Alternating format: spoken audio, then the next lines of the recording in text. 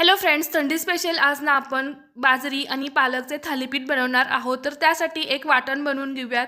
कोथिंबीर, आलं लसूण पेस्ट, हिरवी मिरची आणि भरपूर सारा पालक यांची आपल्याला पाणी घालून पेस्ट बनवून घ्यायची आहे।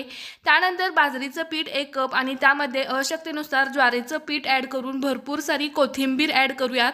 त्यानंतर जिरे क्रश करून यामध्ये ॲड करायचे, धने पूड आणि ओवाही क्रश करून मी यामध्ये टाकलेला आहे। हळद, चवीनुसार मीठ आणि आपण जी पेस्ट बनवली होती ती पेस्ट यामध्ये ॲड करूयात। आवश्यकतेनुसार पाण्याचा वापर करून सैलसर असं हे जे कणिक आहे ते मळून घ्यायचं आहे। त्यानंतर कपड्यावरती आपण हे जे थालीपीठ आहे ते थापून घेणार आहोत। तर पाण्याचा हात लावून मस्त पातळसर आणि गोलाकार असे हे जे थालीपीठ आहे ते आपण या इथे तयार करून घेऊयात।